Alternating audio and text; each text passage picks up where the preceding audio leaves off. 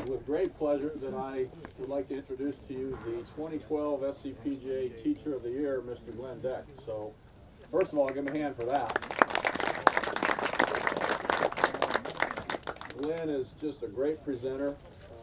When I asked him to do this, as soon as he cleared his schedule, he was more than happy to do it. And, you know, just a little bit about Glenn's background. He's been the Director of Instruction of Pelican Hill Golf Academies for some time now.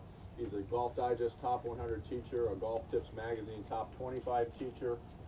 His credentials are outstanding, and it's a delight to have him here this afternoon.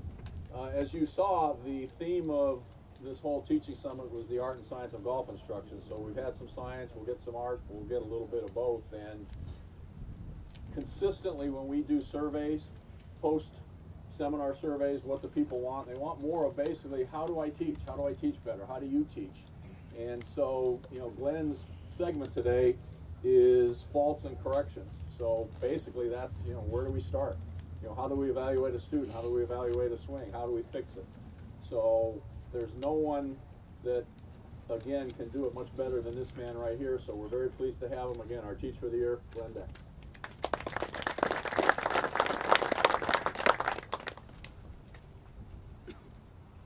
Okay, thank you very much for me being here today. I appreciate the opportunity to be in front of everybody. Now, it truly is an honor to be here today, and some things we're going to try to cover today is faults and fixes. Now, before we get started on that, first of all, my teaching. I believe there's lots of ways to play the game of golf. There's not just one. And the info I provide today to you will be kind of my way. It's not the only way. So please understand that. And number two, guys, I am still learning. So again, sometimes we may interact, talk about some things out here. You may know something, a different way to do it than I do. So we're all going to kind of hopefully benefit from today.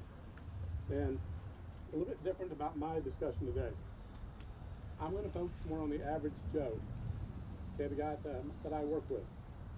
He's probably between a 14 to beginner. That's who I kind of deal with. If I'm working with a tour pro or somebody who's going to be playing collegiate golf, someone at elite level, it's going to be a little bit different. So today, guys, it's more about the person that's really not the tour pro and not the elite player. But the person we have to deal with is pretty much says, hey, Glenn, I play golf 3 or 4 times a month. I hit golf balls maybe 30 minutes before I go play. That's my practice session. So I think we're all kind of familiar with that, right? So that being said, guys, let's kind of get started here. Every year when I go on vacation, I take a half day and I go visit another golf pro that I respect or tell him, watch him teach. Sometimes I'll take a lesson from him if I've got time, and sometimes I don't. This last summer, over on the East Coast, went to watch a gentleman teach for about 3 hours. He and I came back after lunch and we talked about things. Now, his teaching method was very simple, very textbook. You get the correct setup here, everything's parallel. You rotate back, the club's where?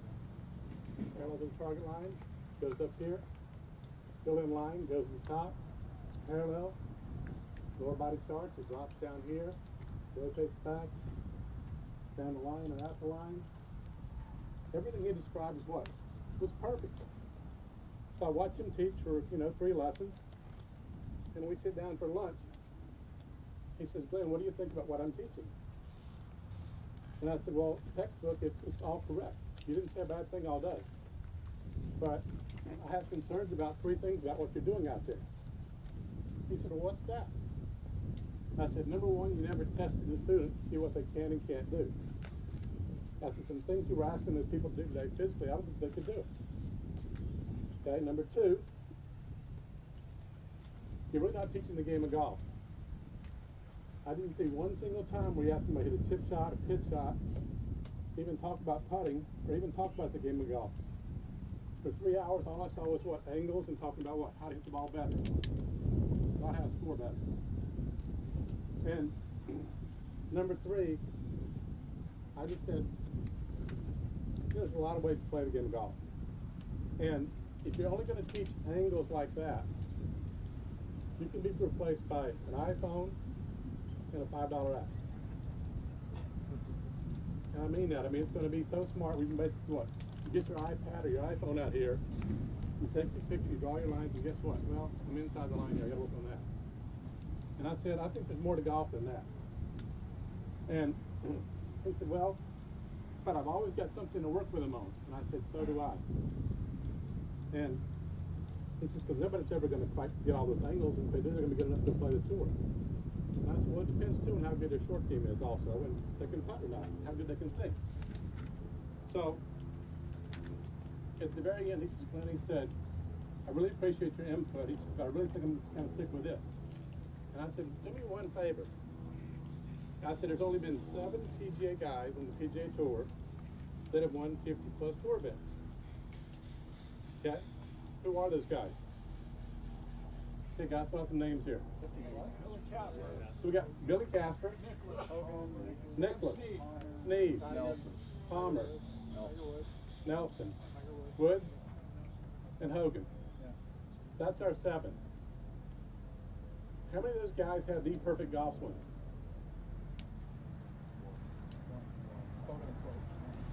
Okay, 2. But he's had 3 different golf swings. Okay. Hogan was somewhat flat, depends on who you talk to. Okay. All right, Nelson, he's kind of worked out a little bit this way. Yeah. He's all good. What can these guys do better than anybody else? Score. They can play golf and score. They can control their golf ball. So when I work with students, guys, my job is to teach them how to get the ball where? In the hole, and how to score. Okay? And find a swing that works for them.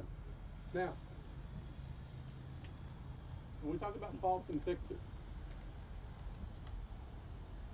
did Jack Nicklaus have a fault? His golf swing. Yeah, what was it? Flying right elbow, right? The thing about Jack is, guess what? His arm can only go to right here. So is that really a fault? Or part of his body? It's part of his body, guys. If we would have gone in and tried to make him what looked like Hogan, he wouldn't have won a whole lot of tournaments. Okay? I don't see a lot of guys out there teaching Jack Nicklaus's golf swing. I don't see a lot of guys teaching what Arnold Palmer's golf swing nowadays, or Billy Casper's, okay, or Sam Snead. So you have to look at what these guys did. They found ways to get the ball where? Forward and in the hole. That's what we should be doing with our average player when we work with them. Now, when I test students, there are 4 things that I test. Number 1 is their range of motion, what their body can and can't do. We'll come back to that. Number 2, I'm looking at their overall golf swing and their putting stroke. There's 9 different areas of their golf game that we're going to kind of talk about. We'll look at their full swing, trouble shots, pitch shots, chip shots, bunker shots, putting. We've got golf equipment. We've got course management skills. And we've got the mental side of things too. That's kind of the 9 areas we look at. So if a guy comes to me, hits the ball pretty well, he's shooting 89 out there, and we spend all day working on his golf swing, I'm not doing him a very good service. Number 3, guys, we're going to do assessment also of the golf person, okay, the student there, and I'm trying to see, are they more fine motor driven? Are they more gross motor driven? How do they find impact best? With their hands or with their body?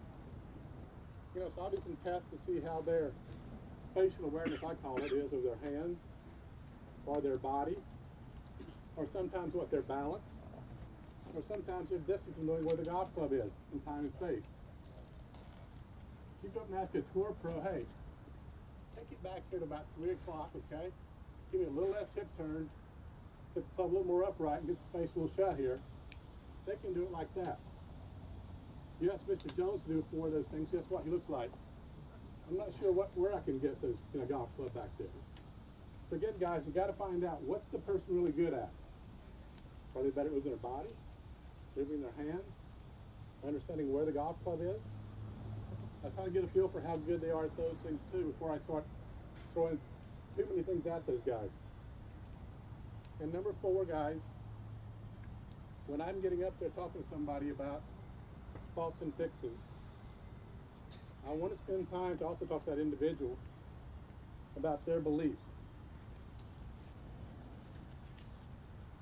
If a person believes in the backswing that, hey, I shouldn't turn my hips, I shouldn't turn my shoulders, I can set the club at a real quick angle like that, well, maybe that's not the right thought for them. They get here and all of a sudden when they rotate, where are they? They're out of position. It's amazing what your students will tell you what they're trying to do if you just ask sometimes. So sometimes, guess what, guys? I'm not trying to fix a fault. I'm trying to fix what? A thought they've got in their mind. Now, that being said, guys, let's kind of get a little bit into the range of motion.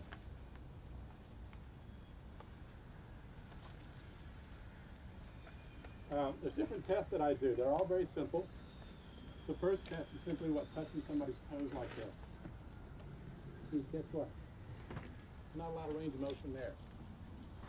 Okay, let's go down for a squat now. Hands up like this. Okay, about as far as they can go. You know, they can't get down where? Down here at all. If they don't have any squatting ability here, or any motion that way, pretty good odds, okay, in their golf swing here, they're going to have a hard time staying down in the golf shot. Just watch them come right out early. So that's something to consider. Giving somebody a couple of simple exercises they can do 2 or 3 minutes a day can actually help that. The next thing we kind of look at, guys, is kind of the pivot motion. You know, their basic hip turn. You know, you put a club up here like this, guys. You come back that one. Let's go to this first. Club up here.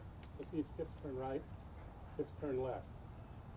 I have people do that, and guess what I see? This and this, or I see and that. They don't have any ability to what? To move their hips independent. If you sit behind a desk for 30 years, or in a car for 30 years, guess what? You're going to have a hard time moving that. So again, simple exercise to help that movement means a lot to these people. We check their range of motion in their shoulders up here. How far can they turn right and left without moving the hip? Once we've got those two down, we're trying to say, hey, in a backswing here, you know, if we get a 90-degree shoulder turn, we'd like to see 90. Tour pros are not there. They're where? They're way over here.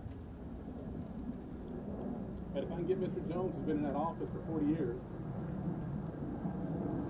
and get him away back to 90 here, I'm pretty happy. So I'm trying to find where again they can turn back and then turn through. We're also going to test their lower hips here. They put a club across here, and that's okay. Give me a turn back and a turn through. In their turning back motion, so hey, just turn back, then turn through. There's the target. Typically, I'm going to see 1 of 4 style pivots out there. Okay, the guy comes to, and guess what? He tends to slide a little bit to his right side. I have no problem with that as long as his hip doesn't go there, and he doesn't go outside his ankle there. Once he's done that, he's in trouble. Some guys like to load up the right side a lot. Okay, some guys turn here. They're slightly into the right side. Some guys turn, they're what? They're more centered. And some guys turn, guess where they are? Their left side. Forward foot. Trying to change somebody's lower body motion is really hard. I'd advise not to do it. I try to work with their motion. If they've got a motion that can work back somewhat toast here, move left and turn toward the target, I'm going to go with that motion. So again, guys, I have 4 different pivots that I allow the person to do. But if they start getting outside the ankles, either way, then we've got some problems. If they start losing balance forward or backwards, we've got some problems. So again, I'm kind of doing an assessment of which one works best for them. So the person that likes to stay a little bit more on the left side, you know, there's some things about stack and tip that work pretty good for them. We've got some issues with the driver, I agree. Okay? But again, that's an option for them to look more for the things that work in that model.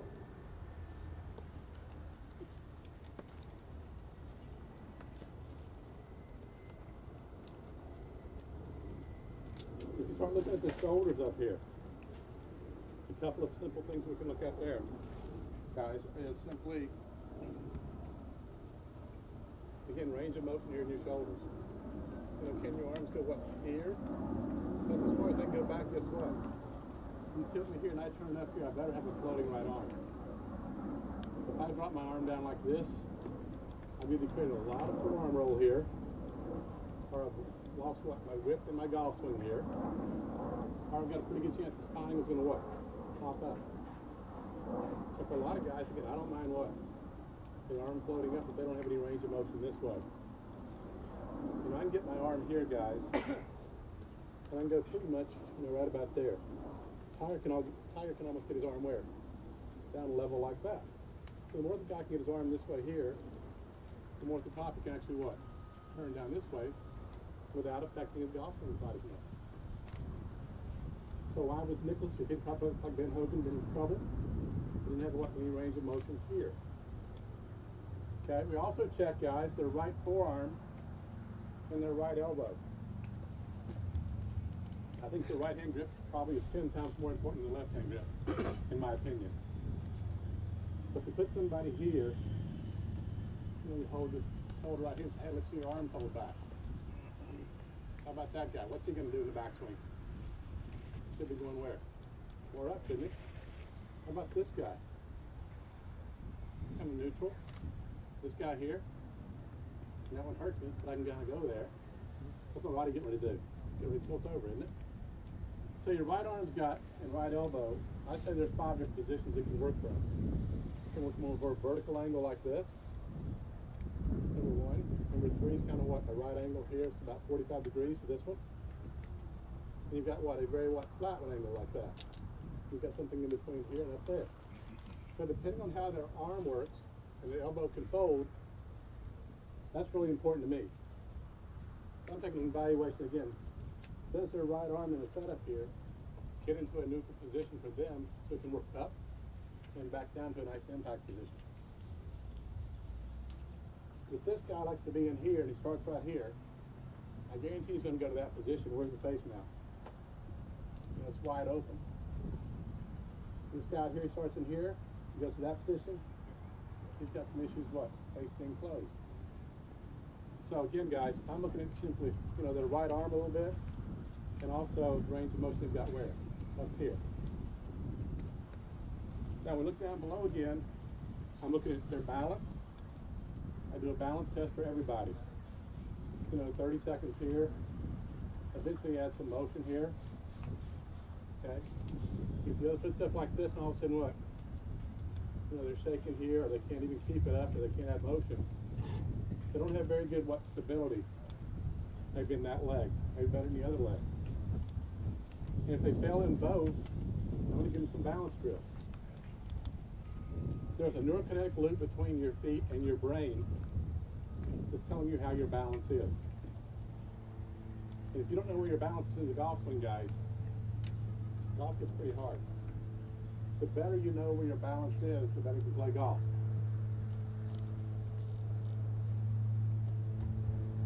I'm also doing what Dr. Wright taught me a long time ago about some power angles setting up. You know, he gets people's arms out like this. You kind of find your best carriage angle, and you match up a stance to that, a posture to that. You can kind of find your strength positions. And once we can find their strength positions, we've got a better chance what? They can add some power in their golf swing. You put them off balance, they're going to struggle.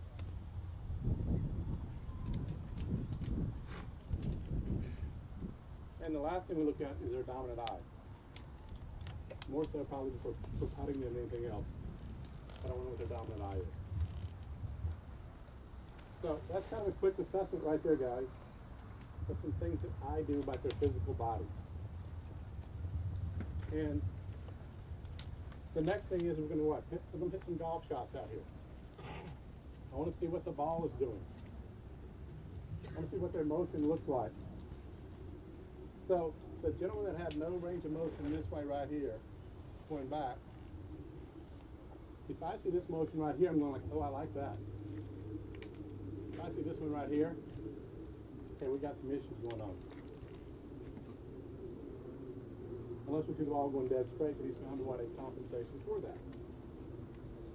Does that make sense, everybody? So again, I'm trying to look at the ball flight. Now, when they're hitting some golf shots out here, you know, have them warm up with a wedge, hit a few shots. And I'm going to say, oh, by the way, Mr. Jones, do me a favor, hit me a golf shot from here to that first little white rope out there. You know, it's only about, how far is that? Oh, so that's about 20 yards away. Okay, you know, whatever you think. So it gets up here, there's this little 20 yards, drop that rope out there. Well, not too bad. Okay?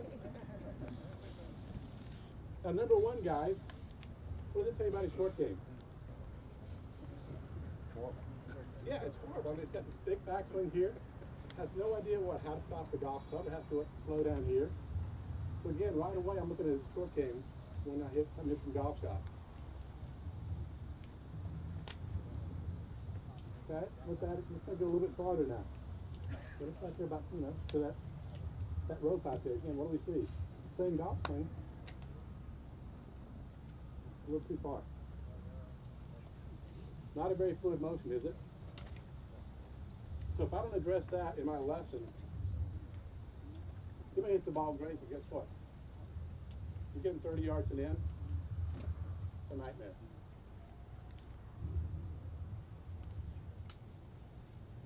Now,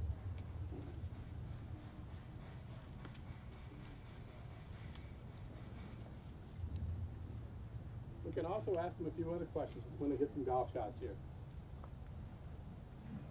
You know, in your backswing here,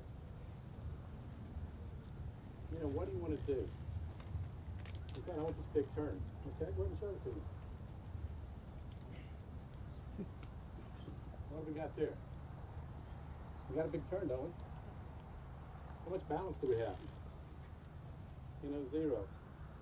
Okay, Mr. Jones, do me a favor. Keep that spine angle the same. How's that, Glenn? Isn't that very good what? Body awareness, doesn't it? So again, I know right away, I'm going to have some issues if I just say, hey, keep your spine angle there, and I walk away from it. Because he can't do it. So again, I'm going to test their body awareness. If I ask them to do something, can they do that, yes or no? Okay? The golf club here. Let's take it back here and let's give me a little hinge here. You know, we see that. Let's put the club down the target line. How's that, Glenn? So again, I'm trying to ask them some questions to find out again their awareness of where their hands are, their golf club, and their body. And tour pros are easy to work with. These people that work 40 hours a week, that play, you know, once a week maybe, that practice 30 minutes a day, and we go ask them to do 6 or 7 things at one time in a golf swing, I'd be frustrated too. So again, I'm trying to get down to their level, what they can do and what they can't do, when we're doing some evaluations here.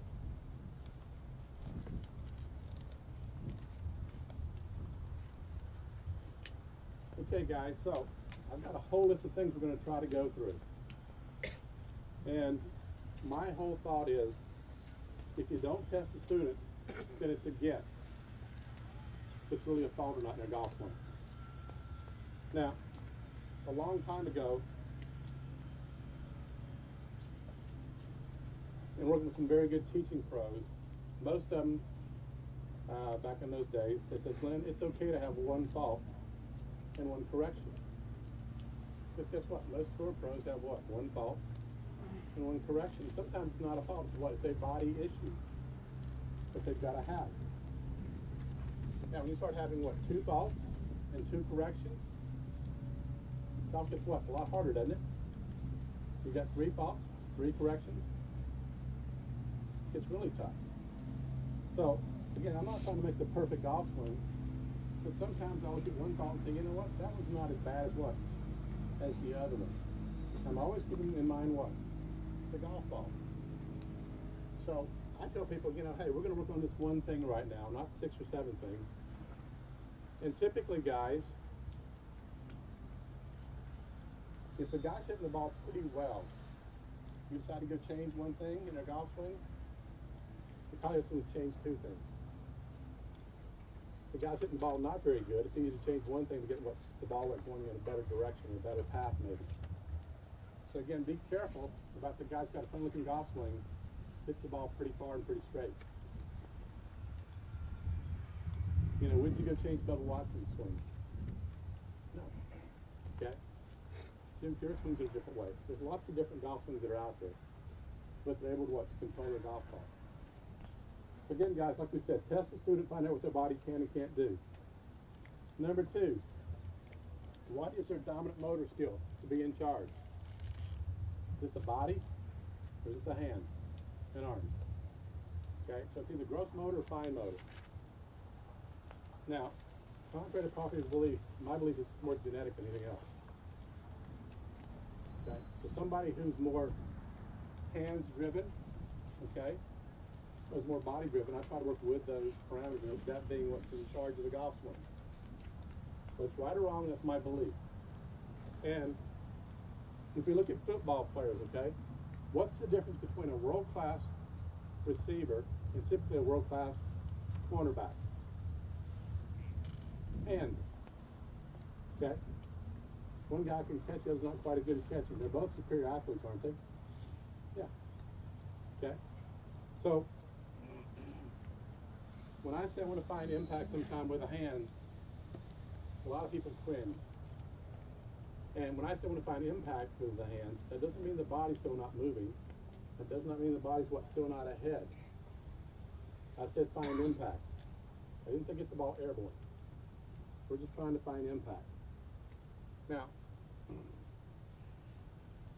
most of my golfers that are more hands-driven, I ask them if they know the secret handshake in golf. And they say no. Okay. How many people here know the secret handshake for golf?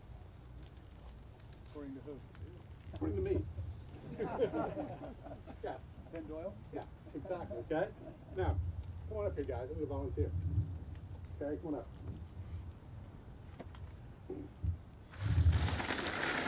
Okay, so we're going to give the secret handshake. We'll turn this way so the camera can see you. So we go up here to make this nice handshake with the gentleman. Okay, and I want to see his right hand bend forward this way. There you go, perfect. So now this finger is going to be pointing where? Towards your left shoulder right there. Okay, that's the secret handshake for your right hand. Put your left hand on top of me. There you go. Again, this finger's pointing where? Left shoulder. I can put you down here. I keep your hands going forward this way. I can almost guarantee you what your hip's going to do. They're going to rotate. They're not going to go where? If you go this way here with hands, guys, too much flip, the body's not going to turn. But if you can learn to keep this right hand bent, you're more of a hands player. Okay, I'm going to take it back so I get my hand here. What's his body doing? I didn't ask it to. Do it again. Yeah. Now if you go here and you flip, you don't have to turn. If you keep this bent over here, you've got a chance for that body what? To rotate. Thank you, Barry. Now, if he's off balance, guess what? This won't rotate. That's another issue, but again, guys that like to use their hands in golf, I let them use their hands. Sometimes in those guys, what? Educated hands are pretty simple for those guys. They like what? A good pivot. So they have to go improve their pivot. But when they play golf, they're going to find the golf ball, maybe with their hands, or their shaft, or their club head. Guys that are more gross motor driven, I want their hands to do nothing. I want their club to be quiet. I want their body to rotate. They're like that. Again, I'm trying to find what people like when I give them golf lessons. What can they control the golf club with?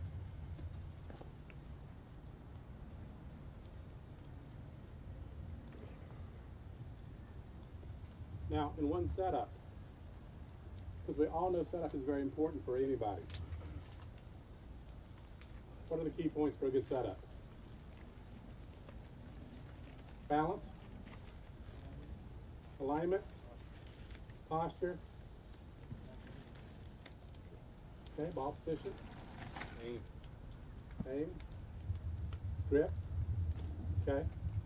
So there, guys, that's pretty much my 5 right there. Okay, now ball position. To me, it's also 3D. Ball position can be also what? How far? How close? A lot depends again on that individual and where their right arm can what find the best and what to apply power to the golf swing if they're more arm driven. So again, this may be too close. This may be too far. I had a lady the other day came in for a golf lesson. Her husband forced her to take the golf lesson. Okay? You can imagine that, okay? So, you know, and I talked to the lady, the first thing I find out is guess what? As a young kid, she got polio. So she's got no ability to what? To bend her knees a lot here. She's got balance issues.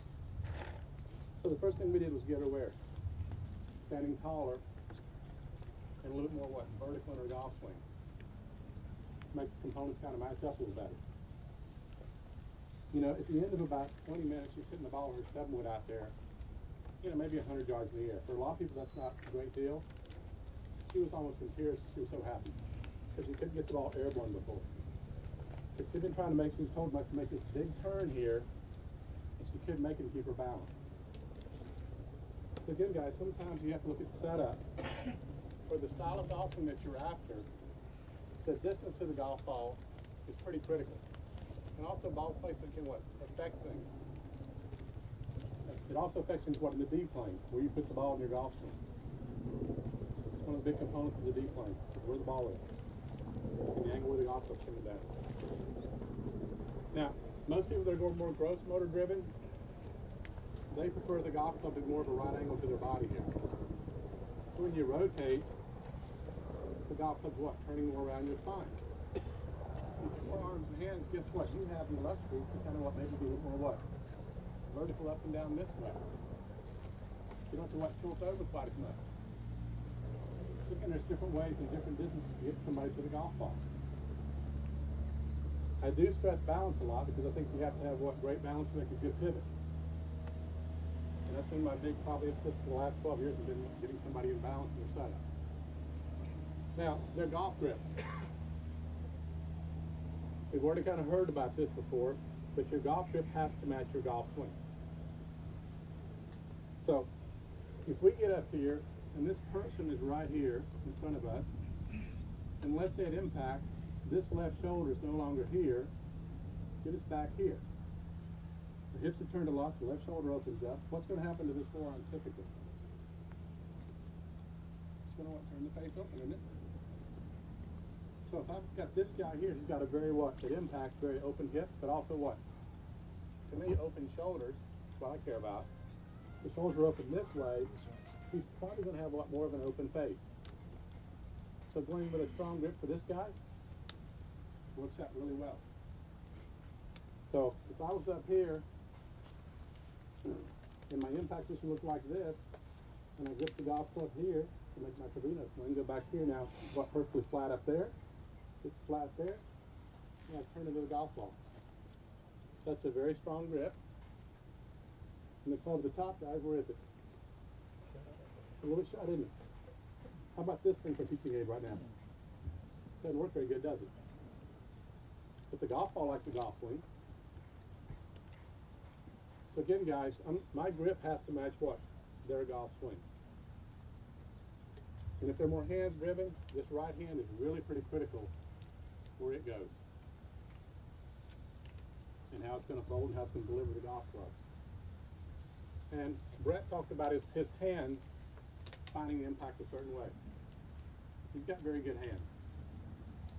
For some players, we could tell them that, and guess what? They would have no idea how to do that.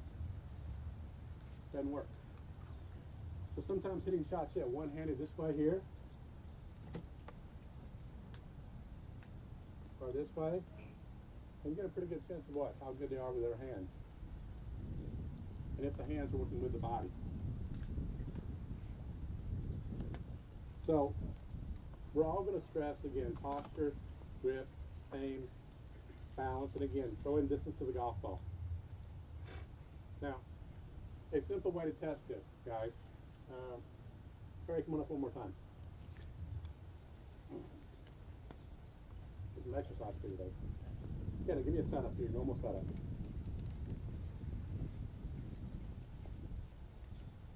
Now that's about 4 pushes that I always do in every individual.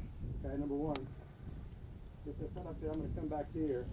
In Barry's case, okay, I may push him right here in the sternum this way. He's going to fall back a little bit. Okay, now if you got ladies there, you can't do that unless they're a tour pro. And I warn them, I'm going to push them right here. You can also push ladies from where? The shoulders there. Take your end of the setup. And then come back and also give them a light push from where? Their lower back right here. So I'm trying to get this upper body and lower body what? To counterbalance each other out. Does that make sense, everybody? Okay, now their arms, I'm making my sequence set up again. Okay, I'm going to push this way, resist, okay, resist, and block this, resist, okay, let's go down a little bit more, resist, push this way now, and that way. To me, he's kind of finding his what strength position to be in out in a golf club. Now Barry sets up, okay, he's got a left hand a little low, right forearm a little high, which means he's probably got a little bit more forearm roll in his golf swing than somebody else. But he's got to get enough what? To get away with it. Mr. Jones, who doesn't have any educated hands, cannot set up that way. So I would probably have to adjust his right forearm and his right elbow so he can get at least the forearms level. He's not going to have enough talent to roll this way and swing it back in there. Okay, good job. So again, those 4 pushes, guys, are pretty simple, but you can start to find out if somebody's in balance, upper body, one way or the other, if their arms are too far out or too close. We're trying to find their strength positions they can actually swing the golf club from. And it varies on everybody.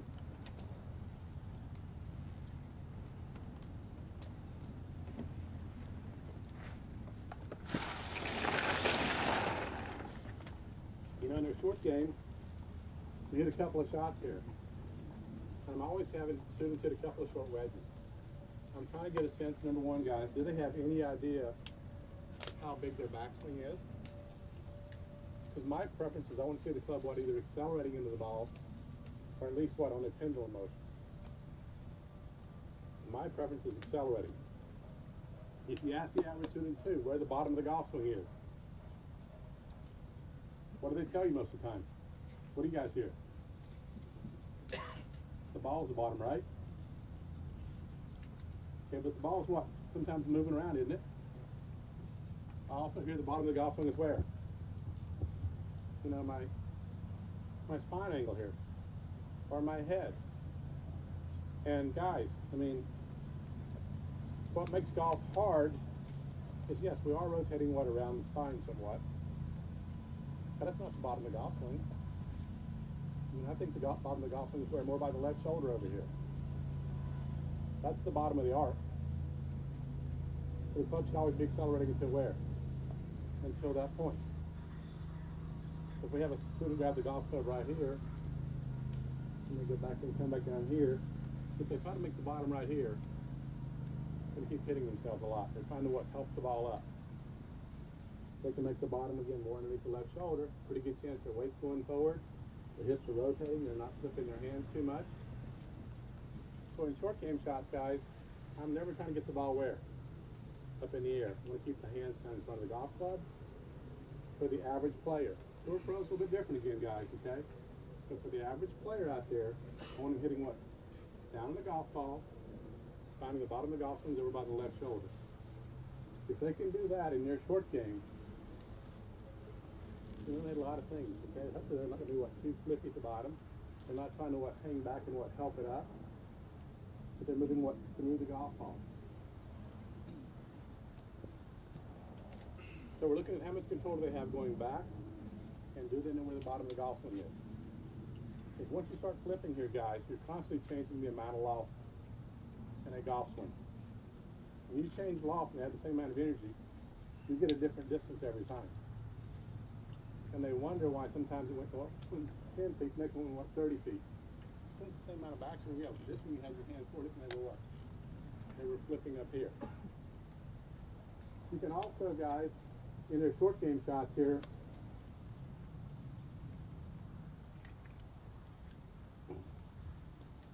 I haven't hit a few shots where they open up the club face here. Just give me a couple swings here, but don't take a divot. Once you get the grass up.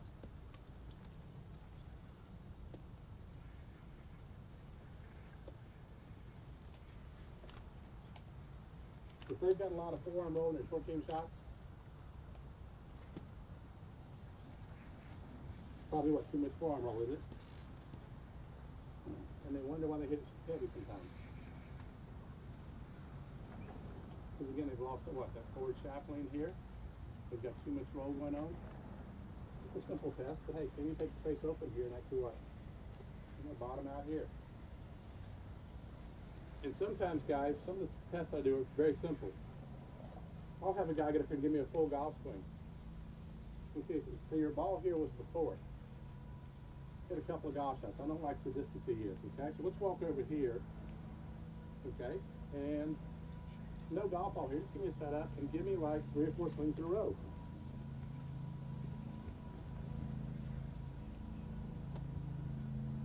And ask him to cut the grass. You'll pretty much figure out what the correct distance is to the golf ball. They're telling you without me telling them. If they can keep their balance, they can turn 3 or 4 swings in a row. They're almost telling you where they want their body to be, how far they want to be from the golf ball with that golf ball. So again, I like when students can do things. I don't have to what make them do.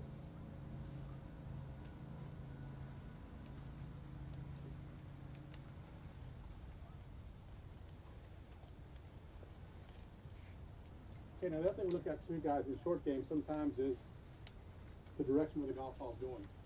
Do they have any control of it?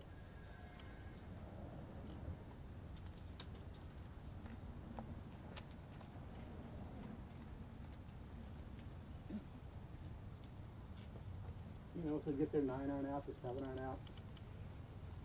And I just tell them, okay, guys, we're going to have a little fun here. You're going to get rich and pay for your golf lesson. Think about a club length back from right here, right there. I just want to see a little simple shot. We get up here, you set up, you take it back, you bring it through, and the ball hits the post. How about this guy here?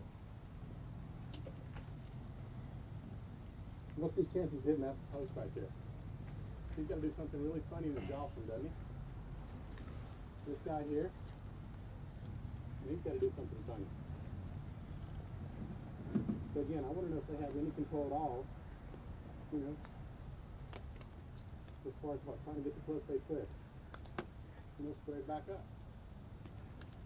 When they're way over here and way over there, you've got some issues what, with the club face. If they can't do it in a short shot, and you expect them to do it in a full swing when it's going fast, good luck. Many, many years ago, when I was at La Quinta, I used to go watch Dr. Joe Morgan practice. And he would take out 2 buckets of balls like that. And the first bucket of balls, he hit his first shot about 5 yards, the next one 10 yards, 15, 20, 25, 30, after about 50 yards. Come back and repeat the process. When he was done with that first basket of golf balls there, he had like a sidewalk of golf balls down there, what, nice and straight. And so I said, Doctor, why do you always do that? He said, if I can't hit these balls straight, how can I expect to hit something else straight? Oh, it's pretty good. So again, guys, if they can't hit a short shot straight, you're going to make it bigger and faster, good luck.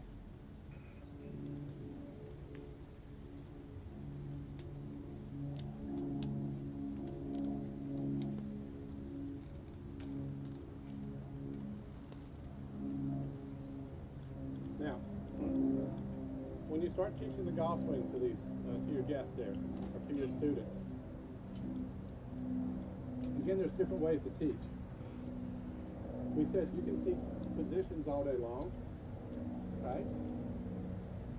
And for some players, that's a wonderful way to go. For players that they don't have what, good body control or good hand control, both of those, sometimes it gets a little frustrating for us. So sometimes I break the golf swing down and say, okay, guys, let's just worry about your pivot motion. We're going to focus on that today and still try to keep the ball going toward our target. But other times I'm going like, hey, you know what? I don't like your what? Your plane, your path. Okay? So don't worry about your pivot right now. Let's work more on what? That direction you're going here today. Sometimes it's about what? Having educated hands and educated club face. Squaring it up at little shots like that. How you hinge and how you unhinge.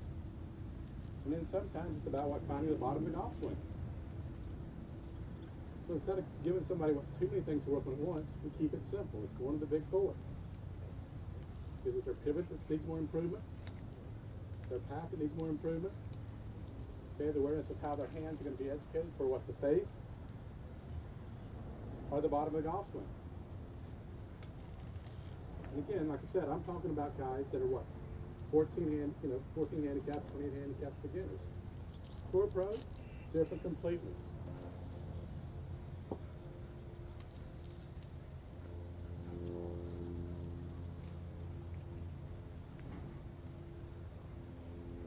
So again, guys, let's get into pivot. So, in your pivot motion here, number one, which pivot works best for them? Turning into the right side a lot, without swaying too much. Now guess what? The guy that likes to sway a lot over here, that's a hands player, we got problems. We have a hard time getting what? The body back and the hands back to the golf ball. So I'm not a big fan of the guy that sways off the golf ball that can move back into it. If he's more of a hands-driven golf swing. So as long as the guy can turn back here, the weight stays on the inside of his right foot or on top of it, doesn't get outside it too much, doesn't roll here, I'm fine with that. Now your pivot motion, guys, has 4 steps, in my opinion, not 3, but 4 steps. We have setup, which is step 1. We have a turn motion going back, which is step 2. Step 3, which I don't see a lot of amateurs have, it's more of a brace position where you brace the left leg here. Once it's braced, that's really when we can what? Then rotate. And when I ask the student, did you play baseball or do you play tennis? Most of them say, yeah, all right, come out and throw a ball here. Well, what do you do? Well, I get set up like this, and then I what? And I turn back. In the next move here, do you just turn like that? Do you always what kind of move forward? There's always what? Some forward movement here, what? To throw something that direction. Even the guys that have more of a, on the left side here, have some what? Have some motion that way, in my opinion. So I see a lot of players that get up here and they're going, hey man, I want to set up here, I want to turn back here, and next thing will just what? Is rotate. And unless the club's what? Really flat here, you're on perfect angles here, you're getting ready to throw the club where? Too far outside the line. So I like to see 4 steps in a pivot. Set up, turn back, and the motion left. A lot of people miss that one. When I make that one here, my hands tend to stretch a lot here. The back of my hips back behind me here, still where? Staying out behind me is a counterbalance. Then I can drive or I can swivel. In the golf swing there. So sometimes, we'll put them on the video, and sure enough, they see what? They're back here, the first thing they've done is what? Is they've turned, they really haven't gotten where? To their left-hand side.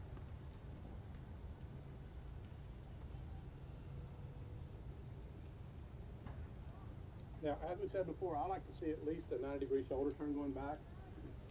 Okay, and then pretty close to 45 hip turn here. It can be less or more. In tour pros, it's what? It's big here. Now, to do that, you may have to what? Adjust their stance width. Dr. David Wright did a great job talking about that before. There's pretty much 3 different widths of stance, guys, that your body's going to rotate very well from. If you miss those numbers, your body doesn't turn back as well. So what Dr. Wright does is he puts like a heavy bar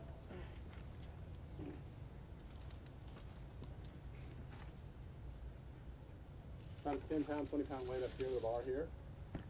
If I set up like this number right here and I turn back, that's about as far as I can go. Right here. If I go to right here, I'll turn farther. I go there, I turn left, I go here, I turn farther. Now, it varies for everybody. There's not a number. It has to do with how tall you are, how much you weigh, how big your foot is, how flexible you are, and those things change over time. But it's a pretty simple test to find out what? How good or what stance width they should be to get what? A nice turn going back. Now I have very tight hips. I have a lot of range of motion in my shoulders with very tight hips, so I always play golf with both my feet flared open. If I play right here, I can add about 6 shots round to my score automatically. Because I tend to slide too much, I don't rotate enough going back out of this hip here. So I kind of cheat a little bit, guys. I pull my right foot back a little bit, I flare my right foot open. And people say, hey Glenn, you're aiming right. Well, I aim right because of another reason. But if I sit up here on this line, okay, I'll pull this foot back here, these hips are what? Fairly square, aren't they? Now, if I had the hips like that, I would say let's aim in what? Way right. But if the hips are here and the shoulders square here, I really don't care about the feet so much, guys. Unless they start affecting where? The hips or where the shoulders go. Then I do care. So I'm looking for a stance, guys, so I can get what? Hopefully some rotation back to here, 90 plus. But also when I turn through the ball, my foot's like this, I'm stuck here. I can't turn anymore. So I'm going to play that foot where? More open. Help me get where? Through the ball. Again, I play with feet positions quite a bit. And their width. Had a guy come out to me Saturday. He says, Glenn, I'm a pretty good ball striker, but I'm a horrible chipper. So he sets up with his feet this narrow right here. The hips are about this wide, he's leaning left. Okay? But guess what? He's got no what? No hip movement. Because every time he turns his hips, what does he do?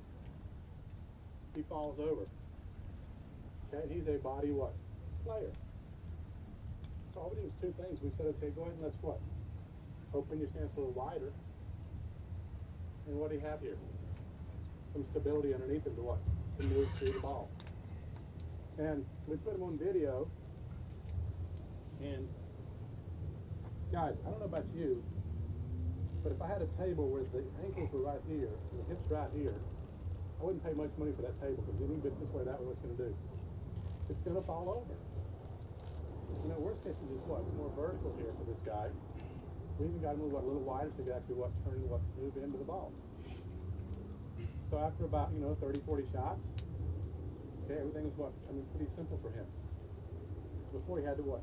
Flip, so he had to get rid of the flip and get his what? Hips turning again. So again, guys, I'm just working with the individual, what they can and they can't do.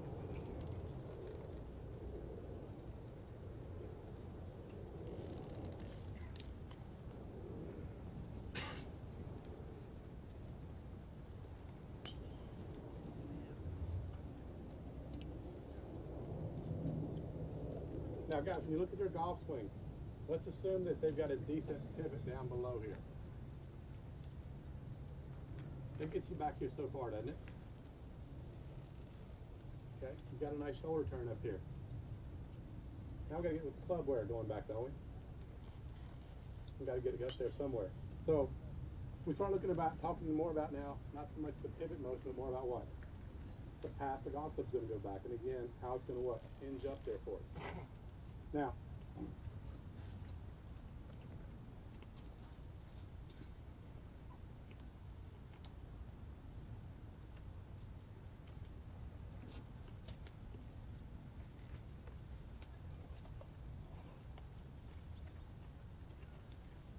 one of the biggest problems that I see for most amateurs, okay, that are right-handed, they walk up to the golf ball like this, and their takeaway, guess what they want to use? their right hand, their right arm. That's their dominant arm, isn't it? You get up here with your right hand and you go back this way. How much rotation do you really have going on here? Not very much, do you? Okay. If you ask them to at least take their left arm back, there's a pretty good chance their body's going to rotate. Okay? So I need a volunteer. One of you ladies in front, I'll look you up. Okay. Okay, so just give me a setup right here. Like I said, give me just a nice handshake with your right hand only right now. That's what I see for a lot of people. They come back, there's not much turn here, there's not much turn there, right? Take the right hand on the right wrist right now. Okay? Yeah. Give me a handshake left hand. Okay. Thank you. We're done. Now, somebody who's more body driven, guess what? They have no problem getting here. But somebody who's more fine motor driven, and they want to take their right hand back here, their body may not turn quite as well. You know, we can also use another example. With those people, you do pivot drills or multiple rotation drills, or what do you, or how do you work with somebody who's taking it back with their right arms and their other hands? Okay, if somebody's got a fault in their right arm, again, so I'll start asking what to turn their body if they're more of a body type person. They don't do much in their right arm, just what turn your body back. If they're more of a fine motor driven, I would just what, have get the left hand going back. Okay, Frank, come on up here for a second.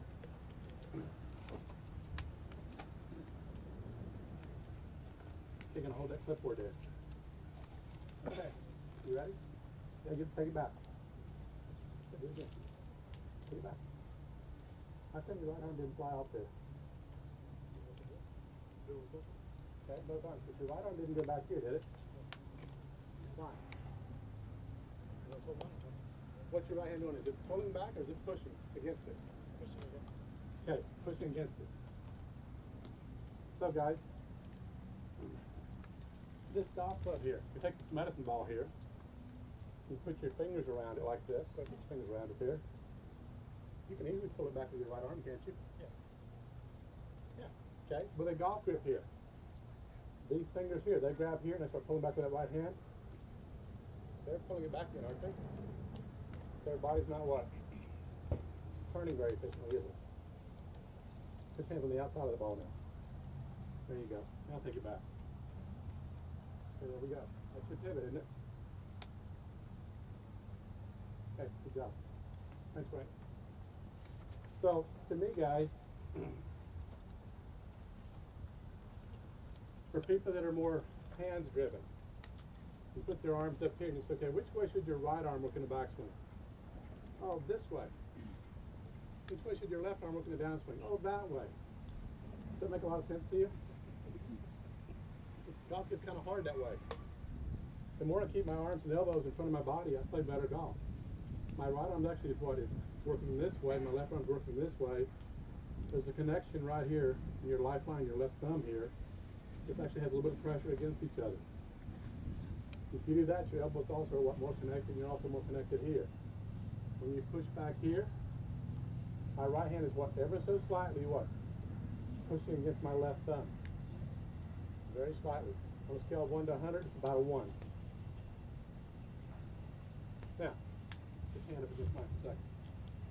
Okay? Right now I'm pushing against you. Is that hard? No. Now I'm pulling.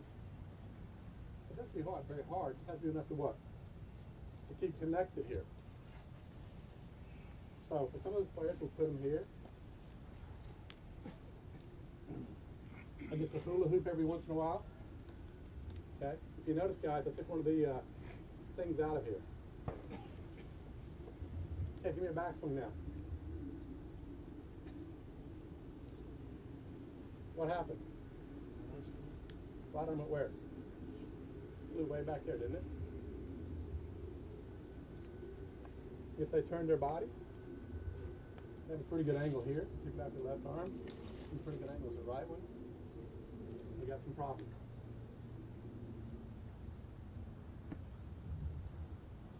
Now you can take it back with your right arm, okay, but you better be able to also what? Turn your body, and your arm stays here. So you can test it another way.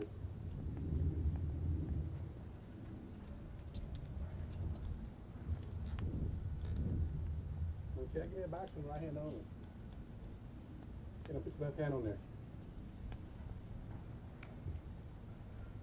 What do we got? We got an issue with how the right arm takes the club away. What about this guy? Not a big deal, is it? Again, guys, I'm just testing to find out, hey, is the right arm really at fault? You know, going back, or is the left arm at fault? Sometimes I ask people to swing it back left hand only here. And turn. Put their right arm up here. It's a pretty good backswing position where to drop it in from.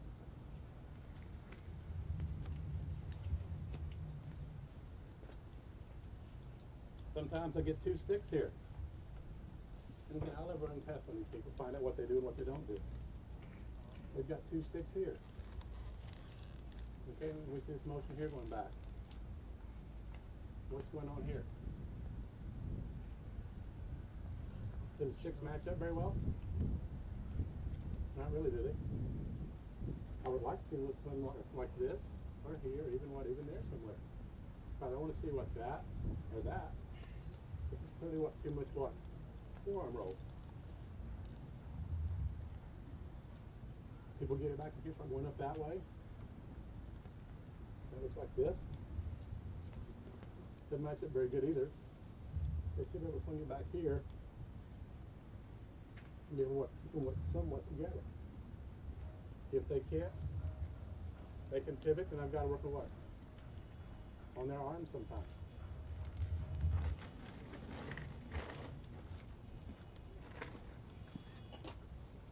I have guys also, and gals sometimes, take a set up here. And they open up their fingers in their right hand. They keep their thumb on there, and the lifeline on here, and swing it back. The right arm can't pull anymore.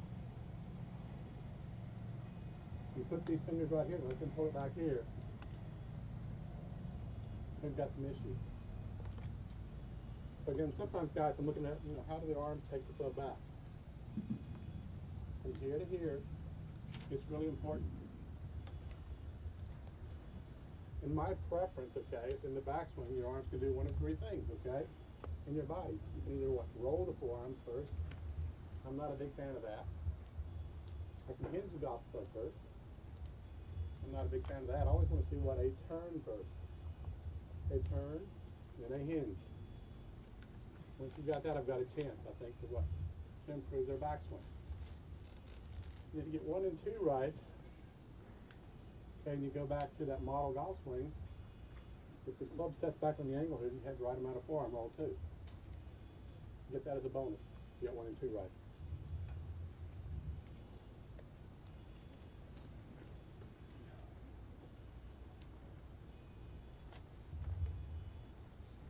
Now also in their setup, sometimes I will get the person setting up here, and ideally, okay, for most players at impact, would like the left hand to be fairly flat, maybe slightly bowed, kind of facing where? Somewhat down the target line, right? Okay. What about your right hand?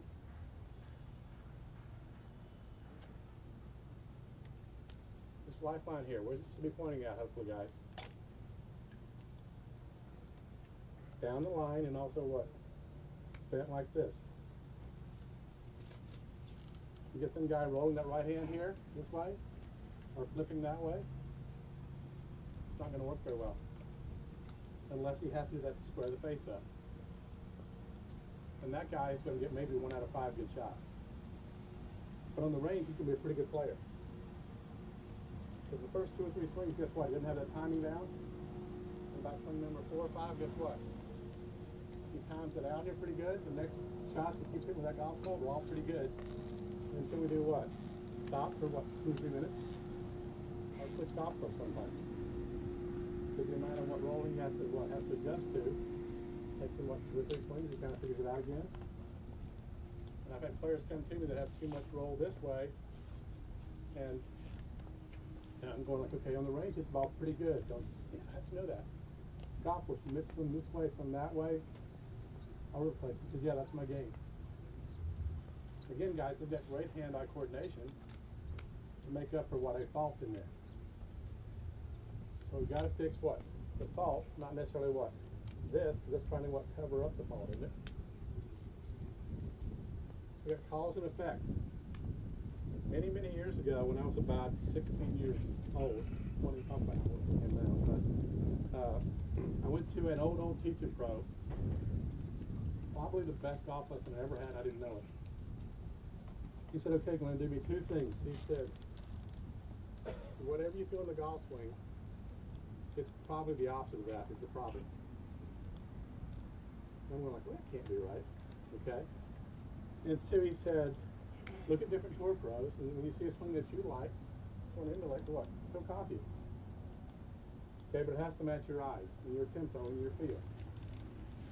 Now, most of the time in the golf swing, Rich Harmon says feel is not real. And I agree. When you're swinging the club really fast, a lot of times, when somebody goes too quick this way, we feel the reaction what? Coming where? Down that way. Our body doesn't always what? Feel the fault, but we feel the reaction. That's when we have a job, thank goodness. Okay? But if we just kind of go along with what they're saying, well, if you put on video, if you really look at their ball flight, or look at their sequence of motion, maybe they've had what? An issue here, and they had to react what? A different way to it. So again, guys, understand the fault, and understand what? The reaction you have to make to get the ball what? Back into play. And a lot of good players on tour have a fault and a reaction, but they know what that reaction is, and they're very good at it. But when we have, like I said, when we have multiple problems, 2 or 3 problems in there, it's hard to be consistent. And if you got 6 or 7 problems in there, okay, we've got a long ways to go. And sometimes we see that. But we got to pick what 1 or 2 things to work on. Keep it simple there.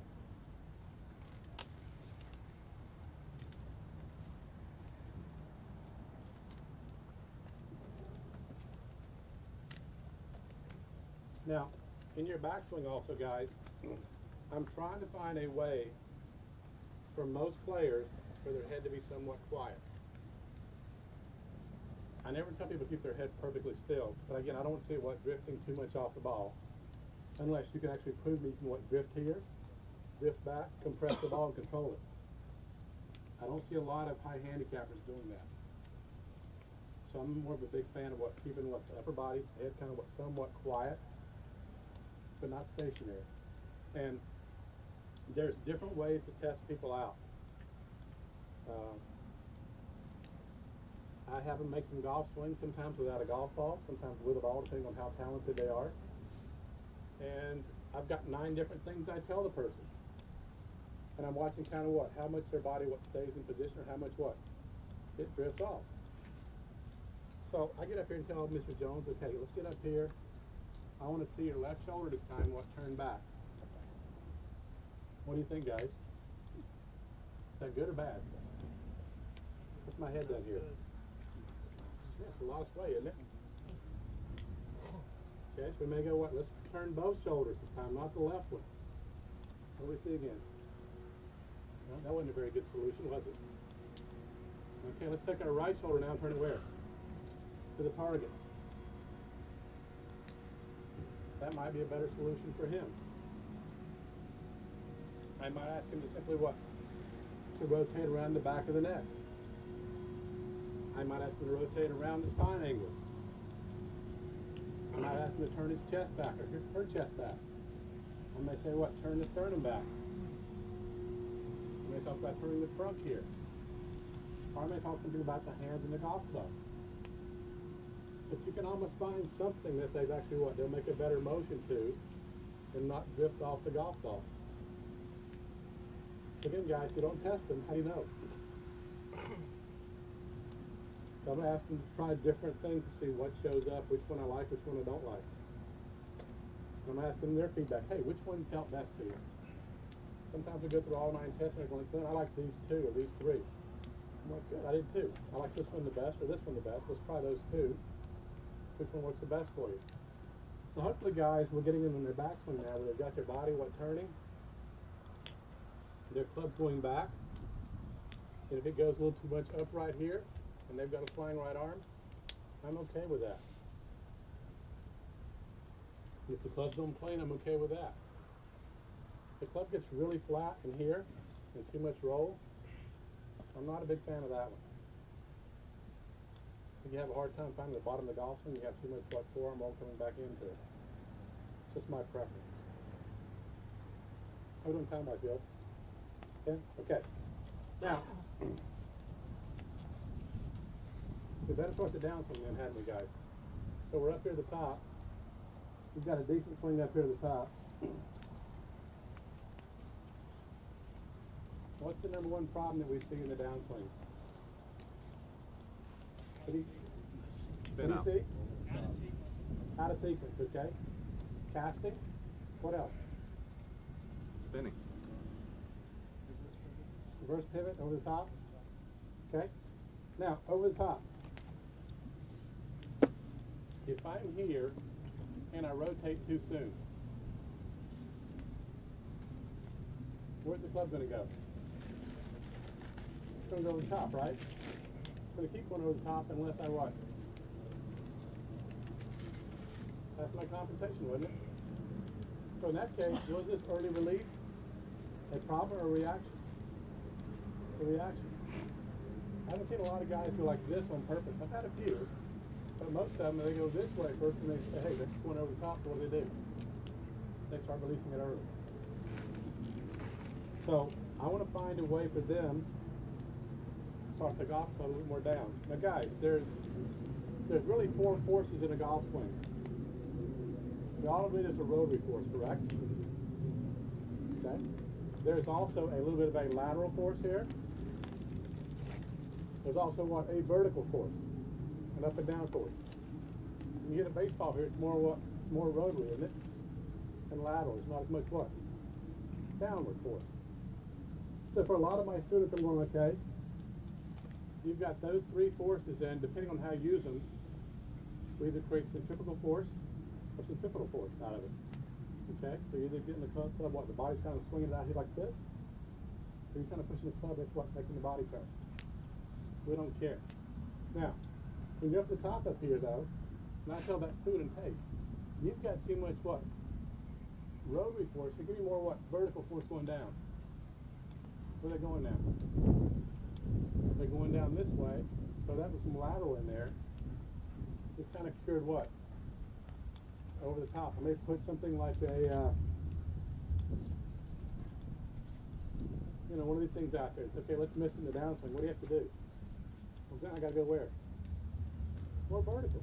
It's something that simple, guys. It's not rocket science.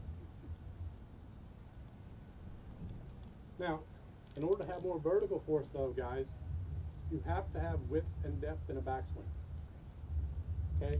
Width and depth is pretty simple here. This is the width my hands are. I'm going to what? Maintain that in my golf swing. That's my width. This is what? Losing my width? It's creating what? Too much width. You also have to have depth in the golf swing. Depth is very simple. If I stood on top of this line right here, depth is how deep my right shoulder turns back here. If I make a turn like this, guys, that's not depth. It's a turn, but there's no depth where? Here, so the arms have no room where? To come down. You create some width, you create some depth back here, you always have room for your arms where? To drop. When I see also somebody off balance down below, if you're off balance down below and you got to turn, guess where your turn's going to come from? Not here, you're going to lose balance. Where's your turn from now? The top. Throws you where? Outside in. So sometimes I'll have a student go back here and make their first move right here and stop. I can push them here. They're off balance. They got to go over the top. There's no option. And once you go over the top, guys, you pretty much have to what? Release the club early, or have a grip that matches what coming way across it this way, Gets the ball back into play. Does that make sense, everybody? So in the downswing here, my preference first, and especially if you have anybody that has a floating right arm, you better have lateral motion first, and you better have this arm what? Dropping down before you ever add any rotation. Now if you're one of these guys who's got the club right here, you know, you're pretty flat right here, and you want to rotate all day long, go right ahead. If you've got this club, you're a two-plane guy or more up here, you better have enough lateral motion for this arm where it's a drop before you ever start rotation.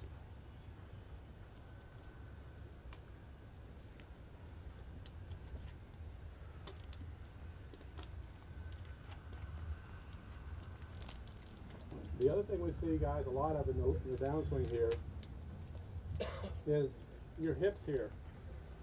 It's your counterbalance. When you set up for the golf ball and you tilt forward here, your upper body's tilted forward this direction. These hips have to go out here behind us to counterbalance everything. And then you got this 13 to 18 pound bowling ball up top here, plus your shoulders, plus your arms hanging out here. This has to stay out for counterbalance. When you get here, and these legs are incorrectly, and they're all balanced down below, you're going to have a hard time delivering the golf club from the inside. So for some players, when we're back here, I want to see their weight go left and their left hip start to move back sooner. Get them in balance here. Some players can think about their elbow and what kind of stay in there. And believe it or not, okay, for some players, guys, I actually keep their right hip back here longer until the left leg gets there. I know it sounds crazy, but if I keep the hip back here longer, they give that left leg time to get there. Time for the arms to drop, then they can what? And they can move through there. That's fall though, right, Glenn? Yeah. So again, I'm going to test people out. Can they keep their hips square back on that line back there? So either the left hip has to move back quicker, or the right hip has to stay where? Longer. And if you're in balance, guys, these hips will swivel and they will rotate. But if you're off balance, you're in trouble. If you put a medicine ball in her hand again, you come up on her toes out here, we're not going to see a very good follow through here. When you get something underneath them here, we've got a much better chance to rotate through there. So again, sometimes we have to educate their pivot motion down below. Sometimes we have to get their arms started down more vertical. It's a sequencing thing. So what do we do with that person to get them in a better sequence? Now, when you grab something heavy like this,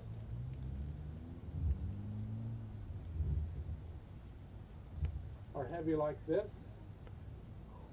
okay, this weighs about 46 ounces. You can get also a really heavy bar right there.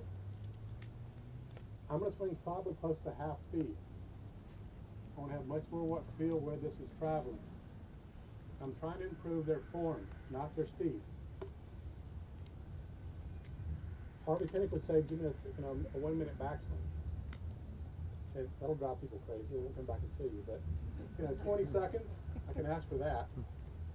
And all of a sudden they go like this, and they're going back here slow. And they go like, okay, what do I do now from here? Something's broken down.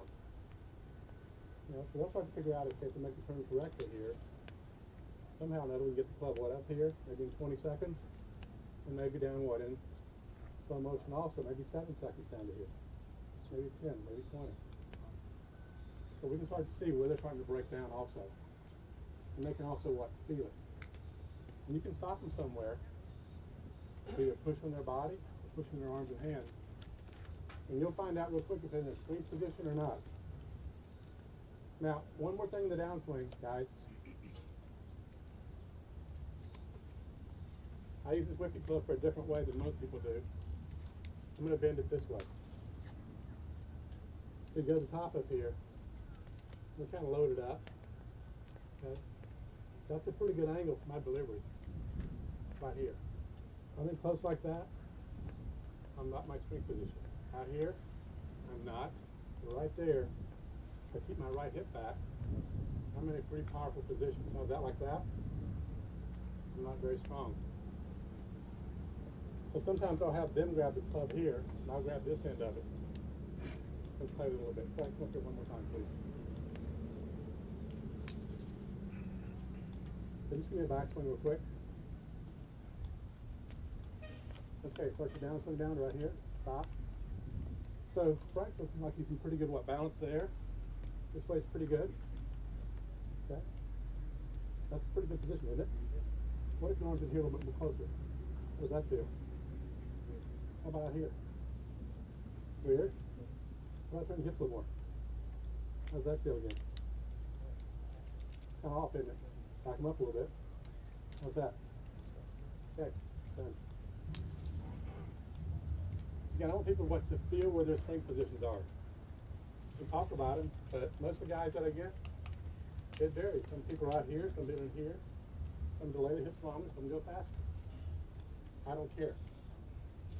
Again, guys, I don't teach a method. But I do try to get the club face down to the ball. Got some forward shaft lean to it.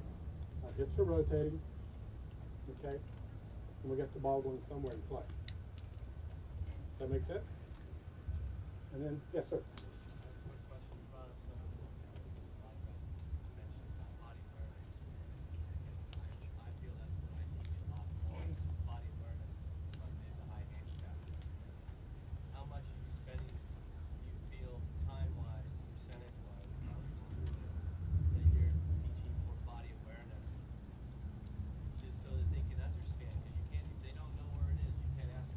Right, I agree. So a lot of my students, I'm going like, hey, you make sure you can go to the range once a week for an hour to practice. That's the best you can give me, okay? That's it.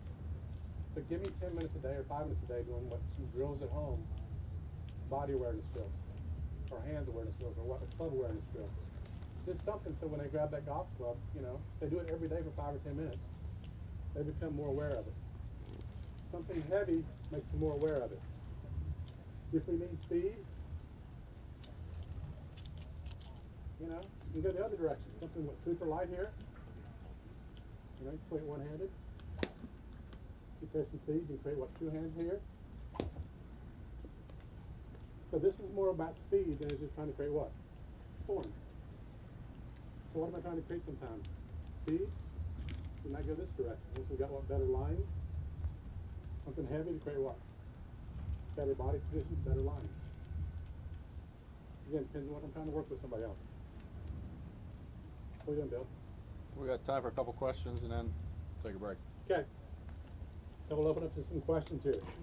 We covered a lot of things, guys, but again, I think most of you know pretty much where the plane of the golf swing is and about trying to spread the club face up a little bit and get the body to rotate. But I'm trying to assess the individual, see what they can and can't do for their body, for the high handicappers and the handicap. Do you have a good ball before you assess them, or do you just go start off with assessment? The first thing I do is assess their body first, so I'm not surprised if I see something in the golf swing. The second thing I do is I go ahead and hit golf balls, short shots, full swings. I videotape them then. The third, we might come over and actually do something with a heavy club to get a sense of what they would do different. Fourth, I ask them questions what they believe should happen in the golf swing. So again, if they've got a mental thought that's bad, it's really not a swing thought per se, maybe it's a mental thought. And then we kind of jump into the golf swing. That's what I do. Yes, sir.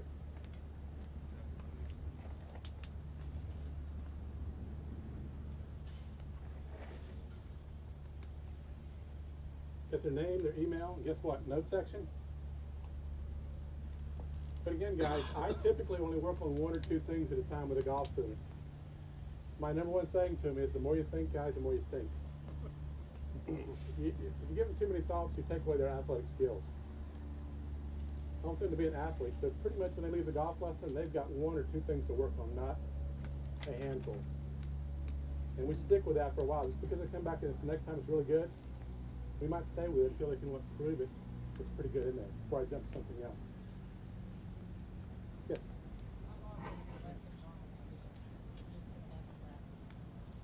I book my lessons on every hour. They're 45 minutes in length. And I also do a total game evaluation, which is 3.5 hours. So when they come out for 3.5 hours, I look at all, their putting, their chipping, their pitching, and their full swing. It takes about an hour to evaluate everything, and in the last 2.5 hours to work on different things. So, and that's become very popular for me. versus a quick, in and out. But I always give somebody a plan, and they've got to go work on it and come back and look at it. Yes? I'm just curious, since you work at a resort, are these mostly resort people that are here just for the week, or you got a lot of people that work for them? 80% of my people are students I see. 20% are more resort guests. And again, guys, when you have a lesson, you have to quantify the individual. If they're only there for one day, what's your pro doing back home? I'm never going to talk bad about another golf pro. I may say, well, let's try a different approach to this. If I see something different, I'll go back and tell your approach, this is what I saw. Because again, I'm not going to compete against the head pro back home. But I will give the person my opinion about what I think should be better for the golf swing. And the key is really in the individual. If during that session, okay, they could hit 4 or 5 shots that are outstanding, they're going, well, that was so easy. Then I know we're on the right track. Hopefully it's more than 4 or 5. Hopefully it's a lot of those. Yes, sir. Can you talk to me just for a second about how much to charge? I have this feeling in my gut that you have students' full attention if you're charging a lot. You may get them to work harder if you're charging a lot, but I'm not sure. But I think during my lesson, I probably have them talk more than I talk. I'm keeping them asking them questions. Hey, what are you trying to do here? What do you think about this? What do you feel here? I'm trying to look at their golfing and give them 1 or 2 things to work on, but again, I keep talking to them and let them give me feedback. And I'm interested in the time in between lessons when the work swing. How does that relate to how much a person charges? I'm wondering. That's a great question. I mean, some students, the price becomes an issue to me. And so therefore they say, okay, Glenn, I'll see you in 3 months. And sometimes their statement is, hey, I'd rather see you once every 3 months than take 4 or 5 bad lessons that didn't help me. So if I could see somebody probably once every 2 weeks, that'd be ideal, but sometimes it's not in their budget. So sometimes it's once every month, sometimes it's once every 3 months. When it's once every 3 months, it's hard to make a lot of changes unless they're pretty dedicated. So I tell them sometimes I want to see it more often in the beginning, but after that I want to kind of see it maybe once every 2 or 3 months. Recently I had a student once upon a time just plain told me I'm not charging because he doesn't do the lessons. He goes and reads Golf Digest and watches Golf Channel. How much would you like me to charge you? And $500. If you're not going to have many students though. And I think, the whole key is going to be what drives success for me is my students telling other people. When I ask somebody, how'd you hear about me? Very seldom it's because of some award or some other thing that I'm involved in. It's typically, Jack Smith said, you really helped this golf team quite a bit. And because I work with individuals and not a model, I'm able to help most people. Again, also because I teach the game of golf. And unfortunately, I don't get to go on the golf course very much, which I wish I could do more. But I do a lot of situations around, we've got a short game area, the full swing area. We do a lot of stuff there.